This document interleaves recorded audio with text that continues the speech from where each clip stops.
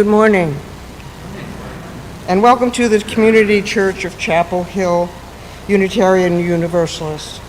I am Susan Heyman, a member of the Worship Associates Ministry. I especially want to welcome all visitors and newcomers to our church, and to call your attention to the special note on the back side of your order of service, where you will see, welcome guests and newcomers. Whoever you are, whomever you love, however you arrived at this beloved place, you are welcome here. I also want to welcome those of you who are joining us online, and to remind you that the hymn lyrics and all the elements and text of the service will be displayed on the live stream screen. For the complete order of service, including the weekly announcements, the schedule, and upcoming events, the link to the PDF in this morning's church email and on the church web page. A few things to keep in mind this morning. We are masking inside the sanctuary on Sunday mornings as a way to be striving to be an inclusive community. All outdoor spaces are mask optional. This includes the cast courtyard and the area behind the Jones building, including the porch and the grassy area and the playground. We may also gather for fellowship in the community room in the Jones building, which is a mask optional space. Our Sunday social is hosted by Rachel Rose and the Welcoming Committee. The in-person Sunday social will be held immediately following the service in the cast courtyard. The online Sunday social will be held at 1 p.m., and the Zoom link is in the weekly announcements and the Sunday morning email. If you haven't already done so, please turn off or silence all your cell phones to maintain a worshipful experience. And now Bill Rote has an important announcement for you about the upcoming greening of the sanctuary and chili supper. Well, good morning to everybody. My name is Bill Rote, and I'm the co-chair of the Worship Associates Ministry.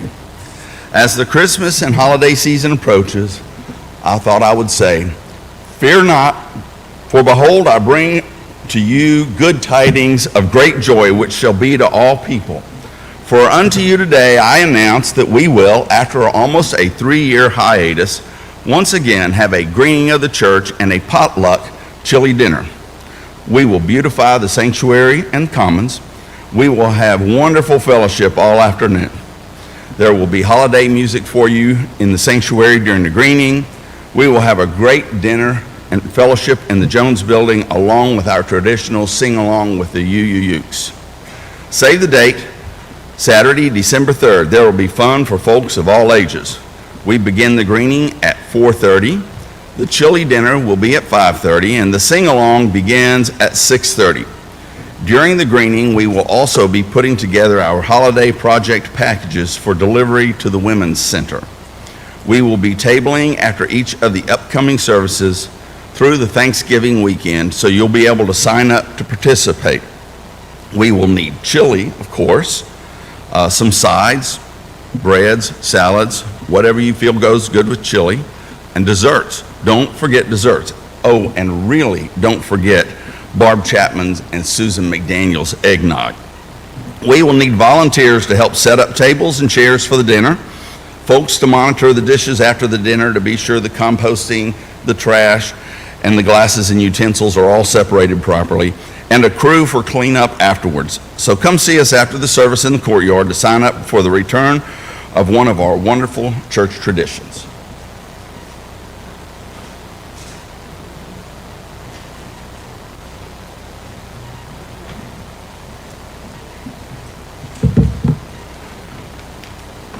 Please rise in body or in spirit for our opening hymn, number 1030 in your teal hymnal, called Siyahamba. And I think I'd like to do this on all three languages that it's written in. So the Zulu is the first language, English is the second. And then if you look at the back of the third page, it's in Spanish as well. So really you only have just one line of text for each verse, so don't get scared. Maybe we can go over that. Siyaham ekuka nyen kwenkos. That's all you need to know. So let's read that a couple times. Sing along with me. Ready, and Siyaham ekuka nyen kwenkos. Again. Siyaham ekuka nyen kwenkos. And that's the only text for the whole song except for O. And then if you go to the Spanish, let's go at the bottom of the third page. Caminando en la luz de Dios. Caminando de la luz de Dios. Again, caminando en la luz de Dios. And then on the third word it says harmony, you say, caminando, vamos, caminando, vamos. Yeah, okay, let's give it a try. And you'll have lots of sound from the saxophones to help you out too.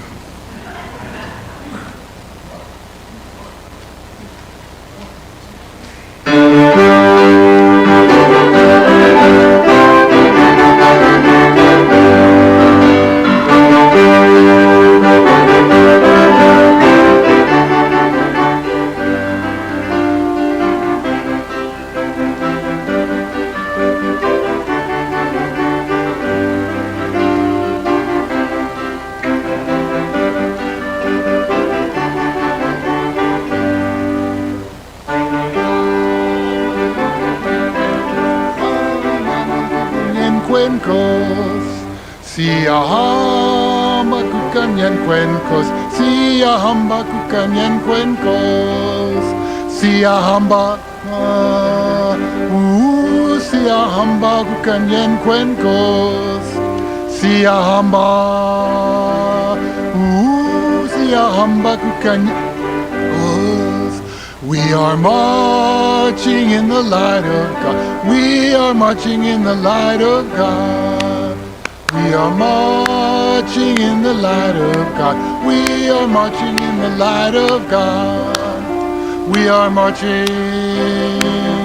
Ooh, we are marching in the light of God. We are marching. Ooh, we are marching in the light of. Now to the Spanish. Caminando en la luz de Dios. Caminando en la luz de Dios. Caminando en la luz de Dios, caminando en la luz de Dios, caminando, oh, caminando en la luz de Dios, caminando en la luz.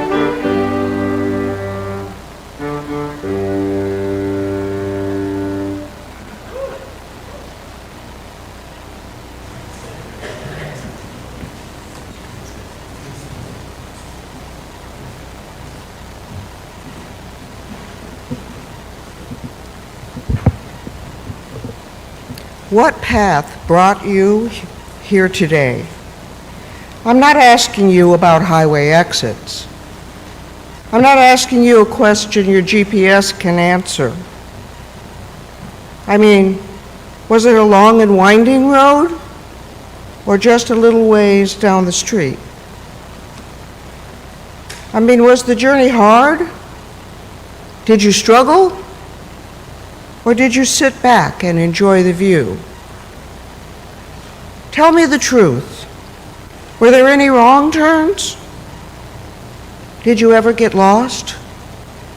That question assumes that you aren't lost right now. If you are, that's okay. How did you find the path? Did a guide offer you directions? Did you see a sign? Or maybe it was a path you had to create for yourself. Or maybe it was no path at all, just a place you've always been, a home you've always known. Welcome. How was your trip?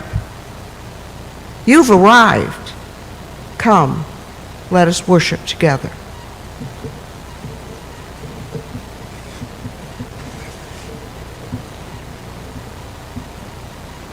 You will find the words for our chalice lighting in your order of service. If you wish to do so, please join me in saying them. It is a blessing that each of us was born. It matters what we do with our lives. What each of us knows about God is a piece of the truth. You don't have to do it alone.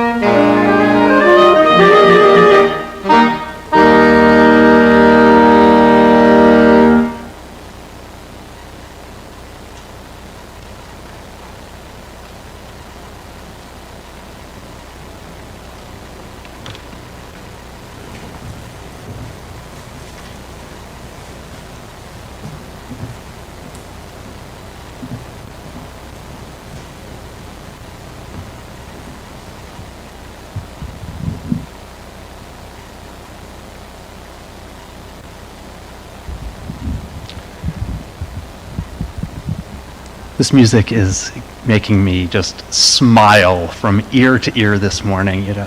Most people don't know it, but for 9 years, from 4th grade until 12th grade, I was a saxophone player in the school band. I loved the community of the band. I hated practicing my instrument. And so I am in awe, so thank you so much. Each week during our service, we hold a time for the sharing of the joys and the sorrows that we bring with us into this community. It's during this time, if you've come with either a significant personal joy or a personal sorrow, you're invited to come forward, place a stone in the bowl, and to share in a sentence or two your joy or your sorrow. Let us enter into this time of tenderness and trust. Are there any joys and sorrows this morning?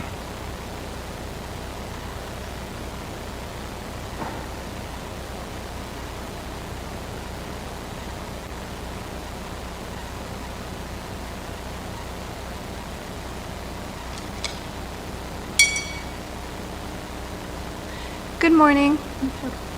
Good morning, I'm Bronwyn Blass. I had to go to New York City for a work trip this week, and I tacked on an extra day to stay with a friend, and we counted up the years. We realized we've been friends for 20 years. So I dropped the stone for reconnecting with old friends and being able to do that. And also for the fact that they looked at me dubiously when I announced this trip. My family was just fine without me for 3 nights, when they were always very happy to see me when I got back yesterday.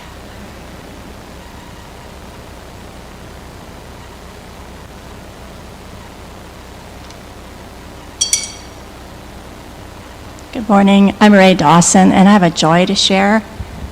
I was able to go this week with my son to Utah to visit his grandmother, who is 98 years old and has entered hospice. And we got to say our goodbyes to her while she's still healthy enough to enjoy us and for us to share our joys with her.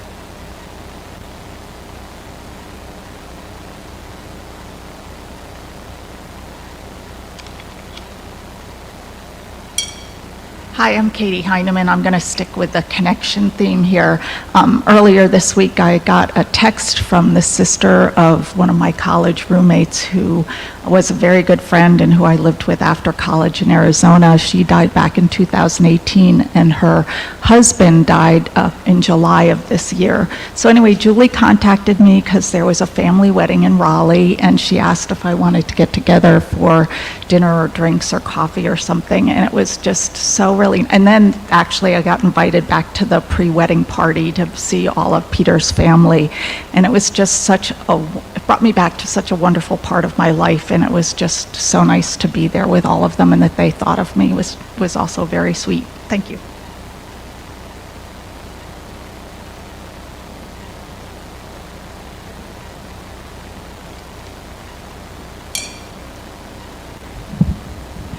The final stone is placed this morning for all those joys and sorrows that we hold in our hearts, which were not spoken.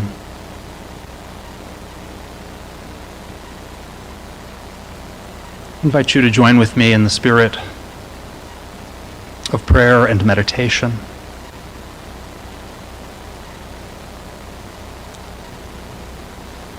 Spirit of life, source of our being and our becoming, connect us now with the journeys of our lives.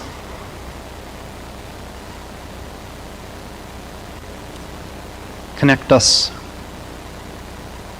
the family, the relatives, the friendships, those people who come in and out of our lives, helping us to remember. In these days of anxiety, lead us in the ways of courageous living, with faithfulness to our values, faithfulness to one another.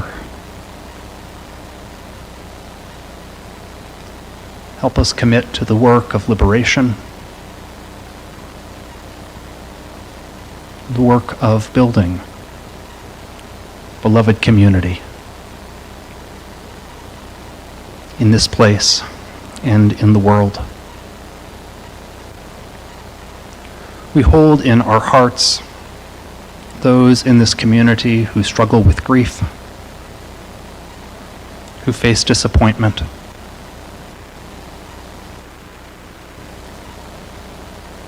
We hold in our hearts the private struggles of the souls that we may not even know.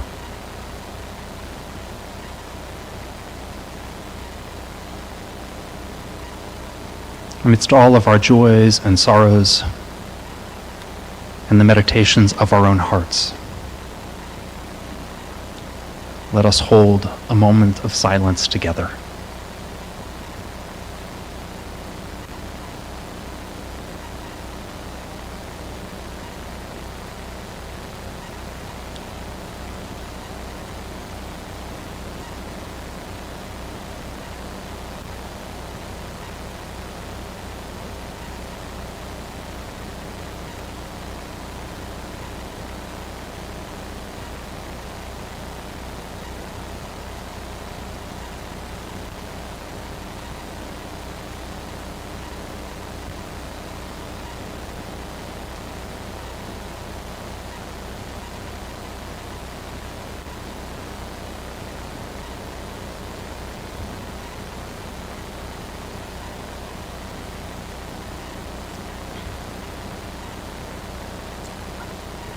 Amen. Blessed be. Our sung meditation this morning is Come, Come, Whoever You Are, and it's number 188 in your gray hymnal, and I invite you to turn to it and to join us in singing.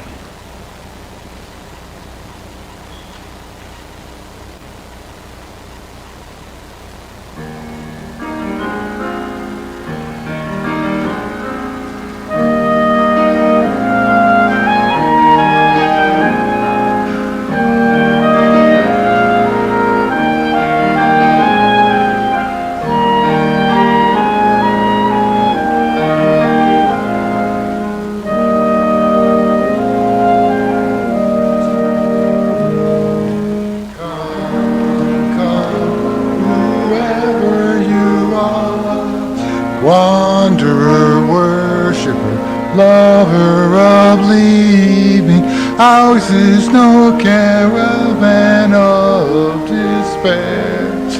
Come yet again. Let's do it at 2-part.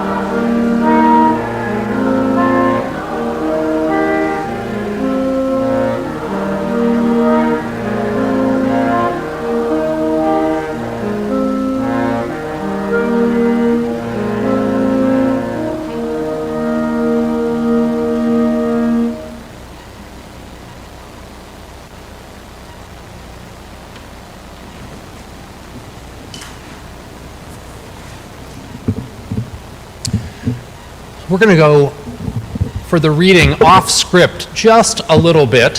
When I put together the order of service, I thought I would read some voices from the congregation, and it turns out that I received more when I asked, and I'm going to talk about that in the sermon. I received more than I could possibly include, and I decided to roll that into the sermon and kind of do it then. So we're going to do a responsive reading right now. So I invite you to take your gray hymnal and turn it to number 657. 657. These are words by Sophia Lyon-Fawes, who in the 1950s and 60s was the leading voice in Unitarian Universalist religious education, and did more than I think any other person to sort of create the way in which we educate young people in our church. So I'm going to read the plain font and the italicized font so that people on the live stream can actually hear it.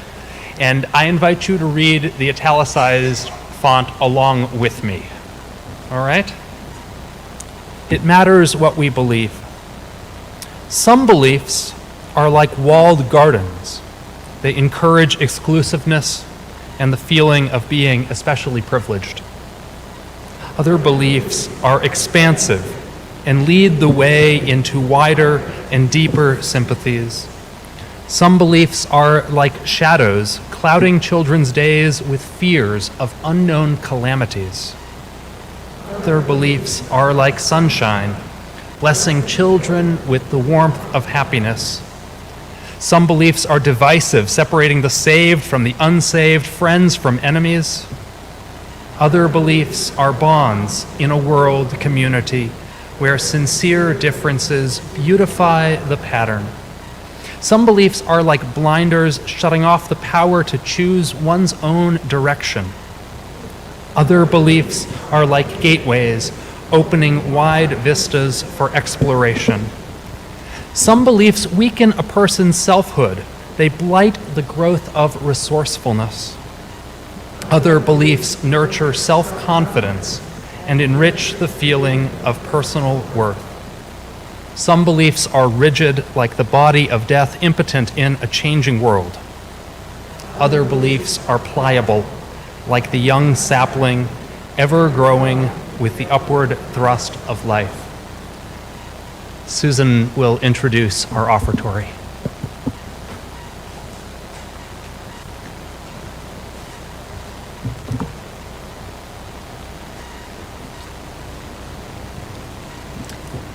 Freely have we received gifts that minister to our needs of body and spirit.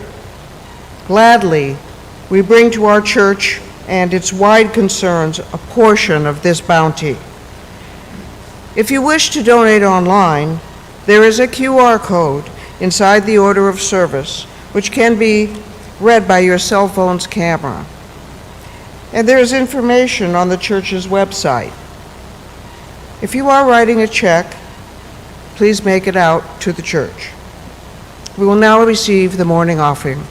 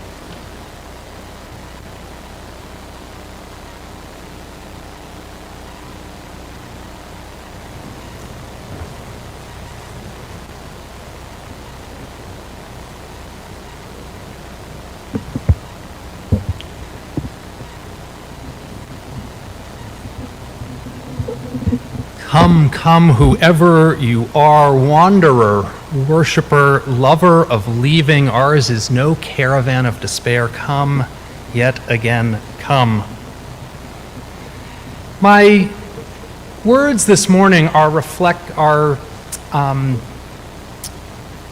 words this morning are based on some thoughts that I've been having, some thinking I've been having about journeys. We are, all of us, I think, on a spiritual journey. Our faith understands itself as a journey. Our teal hymnal, which we love so much, is actually called Singing the Journey. And a journey represents movement from one thing to another thing. Earlier this week, I taught the Exploring Membership class with Rachel Rose, and one of the things that we have people do is to draw their spiritual autobiographies, to draw their religious journeys, and give some thought to that. And at the same time, I've been thinking about lifelong Unitarian Universalists, and whether that is a journey. If you are in this faith through the duration of your life, is that a journey or not? As Unitarian Universalists, we draw from many texts, the Bible, sacred scriptures and stories of the world's religions, the wisdom of poets and philosophers and scientists.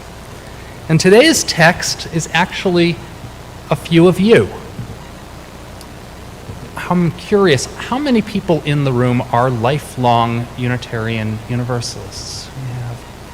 We can actually count them. 1, 2, 3, 4, 5, 6, 7, 8, 9, 10, 11 or so. So about 15%. Earlier this week, I reached out to about a dozen members of our congregation who are lifelong UUs. And if I didn't reach out to you, don't take that as, don't be offended by that. But I asked two questions. I asked first, what did you learn from growing up in this tradition that you feel is distinctive, or you feel is probably distinctive about your upbringing? And second, I asked, what do you think you missed because you grew up Unitarian Universalist? What do you think you missed because you grew up UU? I reached out to about a dozen people. They included teenagers in our high school youth program, young adults in their 20s, parents raising children in our church, and seniors who have been a part of our faith for many, many decades. And what was very interesting was that the responses that I received were remarkably consistent. Like, everybody responded in pretty much some even used the same language, which I found to be very interesting. And the UUs who I asked, lifelong UUs in our church, responded and named 4 things that they found to be distinctive about growing up UU. First, the first thing that they said was distinctive was being introduced to diverse religious traditions. Michelle Itano wrote, "I loved that I grew up directly experiencing other religious traditions during the world religion curriculum when I was in middle school. This included being invited to Passover Seders, making a sukkah, observing a bat mitzvah, attending a Quaker ceremony, meditating in a Buddhist temple, attending a Baha'i temple, touring a Mormon church, and asking questions of someone who is a member of the Church of Latter-day Saints, and touring a Muslim community center and discussing what it was like to be a Muslim in the community." Ruth Gibson said the same thing. "In Sunday school, we learned about many religions and visited different churches and a synagogue." The second thing that lifelong UUs shared with me was that they experienced church as a place where they were accepted and loved exactly as they were.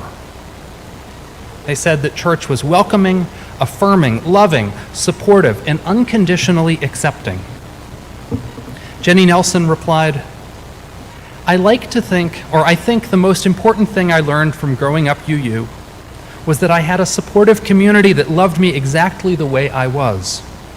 Church was a place that I was always loved and cared about by a wide community of adults. Michelle Itano expressed it this way. She says, "While I didn't appreciate it as much as a child, I now appreciate the emphasis on the inherent worth and dignity of every person. which provided me with a community that accepted and celebrated individuality. She continues, while it may not be entirely accurate that this is distinctive to being UU, I feel that the emphasis on respecting the at times intense emotional needs and incredible creativity that can be present in childhood has enabled children and young adults to engage with leadership roles in the UU tradition in ways that are not always possible in other communities. A third thing that lifelong UUs noted as distinctive was our faith's long-standing commitment to open and inclusive human sexuality. Our faith has always been a leader in human sexuality, at least for the past 50 years. That's been a consistent strength of our movement. One person in our church says that our whole lives has allowed her to feel empowered in her relationships. Another talked about having a deeper and more accurate understanding of gender identity and sexual orientation than many of her peers, where this knowledge is often lacking or even non-existent. And there was a fourth commonality that was shared across several of the responses. Lifelong Unitarian Universalists wrote about having a religious upbringing that was not focused on arriving at the right answer. John Farley put it this way: there's no strict doctrine you must follow. You can believe what feels right for you personally.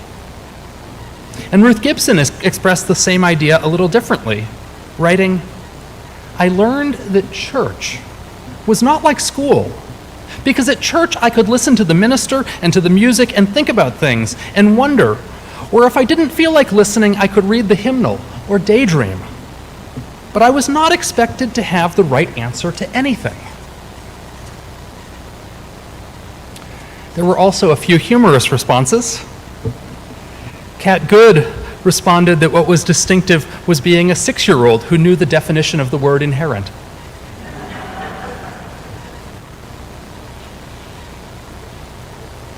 I want to make this point about our community. We're a community where we arrive here from different places. And I only partially mean that some of us were raised Catholic and some were raised Presbyterian and some of us were raised Jewish and some were raised UU. Here is more what I mean, though. Some of us come into this community coming out of a religious upbringing that was very negative or even abusive. In the words of the famous UU religious educator Sophia Lyon-Fahs, some beliefs are like shadows clouding children's days with fear of unknown calamities. Some beliefs weaken a person's selfhood, blighting the growth of resourcefulness. One of my mentors, John Burens, first served a UU church in Knoxville, Tennessee, and he joked that he sometimes felt like he was operating less a church and more of a decompression chamber for folks with the Baptist bends.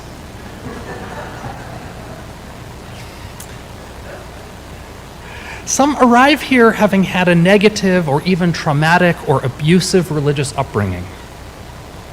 And others arrive here having had a positive religious past. They enjoyed and appreciated the faith tradition they previously belonged to, and now they come to this faith tradition, which they also enjoy and appreciate. There's that path from blessing and gratitude to blessing and gratitude. And then there are those who come here without having had any background in religious community. For them, coming here may be like coming with a blank slate or a tabula rasa. And this can be at once advantageous and disadvantageous. There are those who come from a negative religious upbringing, there are those who come from a pleasant and positive religious upbringing, and there are those who come from no religious upbringing to speak of. And then there are those who are lifelong Unitarian Universalists who not really come from anywhere but were here. And yes, there are also limitations to that. I asked the second question, which is, what do you think you missed out on from being a lifelong UU? I remember the first time I was asked this question. I was 24. I was a about to see the Ministerial Fellowship Committee of the Unitarian Universalist Association to have my interview about whether I would be allowed to become a minister. And what they do is you sit down and they pepper you with questions for about an hour and see how you do. And you don't know the questions ahead of time. And so I got all these different questions. And then one of the panelists asked me, they said, "What do you think you missed out on from growing up UU?" And the answer that I blurted out in that moment was, I was never taught how to pray. That was the response that I blurted out. And I probably missed out on that. And I wish that had been a part of my upbringing. I asked these same questions. What did you miss out on to Sarah Gush Tolfrey, who grew up in this congregation and recently entered the ministry? And she answered exactly the same way, just with much better writing than I had. She says, "I think the biggest thing I missed is personal ritual practice.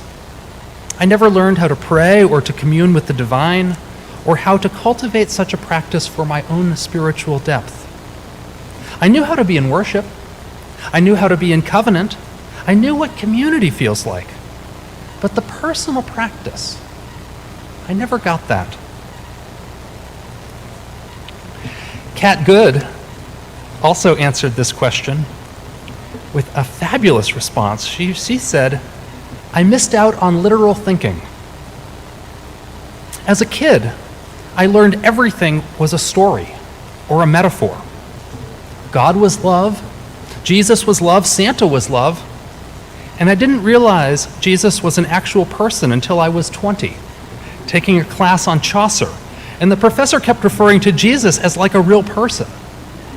I almost raised my hand, but instead I just asked the kid next to me if Jesus was a real person. And he said, 'Duh.' Of course." Kat continued, "On the luckier side of missing out, I have zero church trauma. I missed out on ever being made to feel shame about who I am or who I wanted to be. I feel super lucky that church has always been love."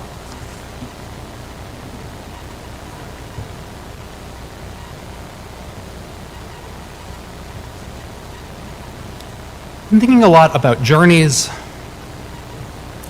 and I've been thinking a lot about how it is that we come to transcend the limitations of what we were born into. And whether we were born into a different faith that was hard for us, or born into another faith that was a blessing to us, or born into no faith, or born into Unitarian Universalism, I want us to imagine that each of these places comes with blessings, but also comes with limitations.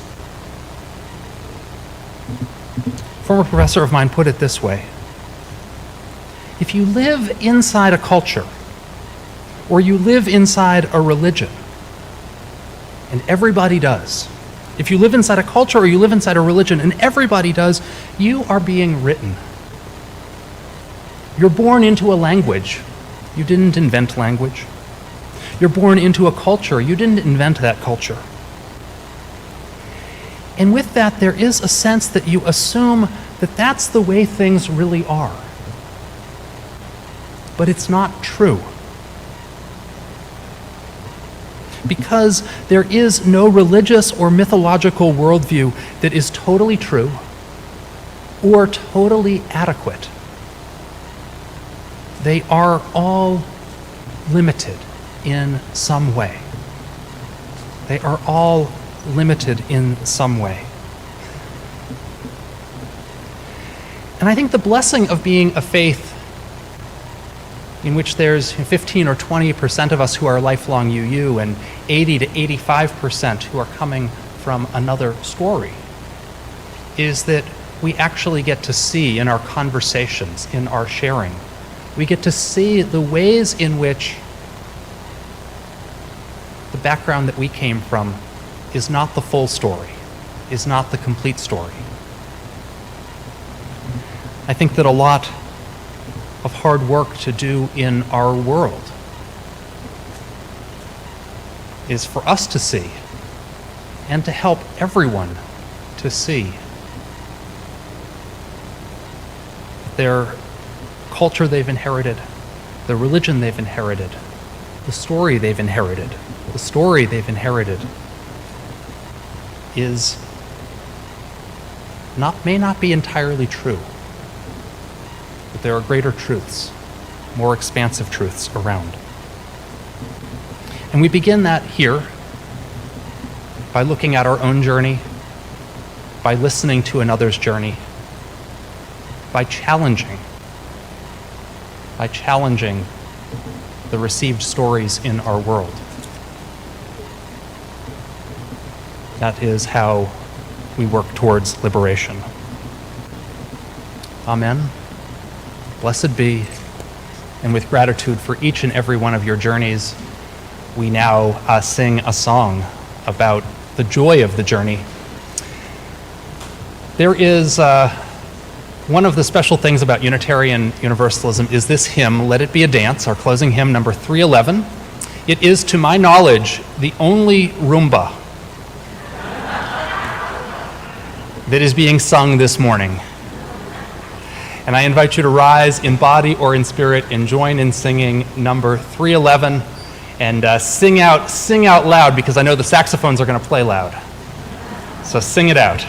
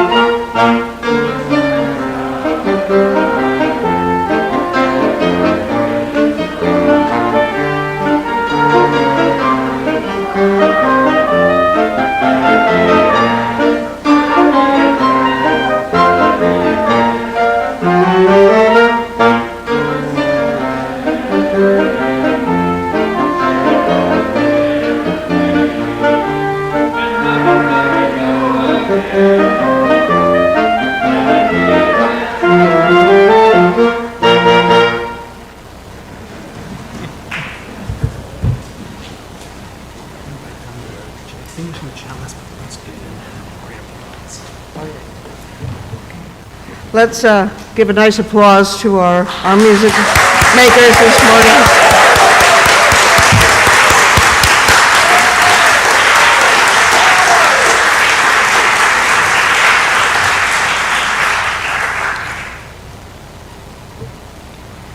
we have a closing song that we sing here called Shalom.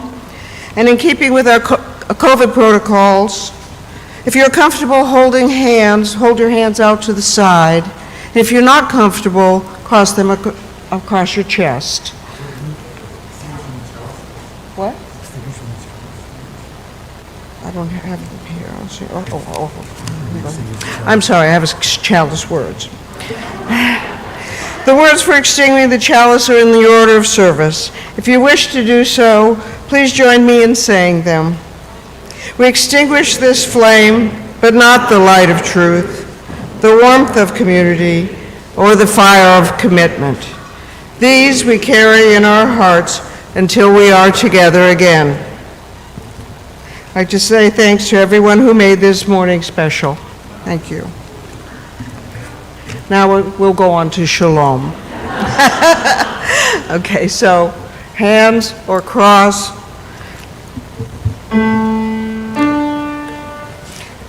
Shalom, my friends. Shalom, my friends. Shalom, shalom. We'll meet again and we'll meet again. Shalom, shalom.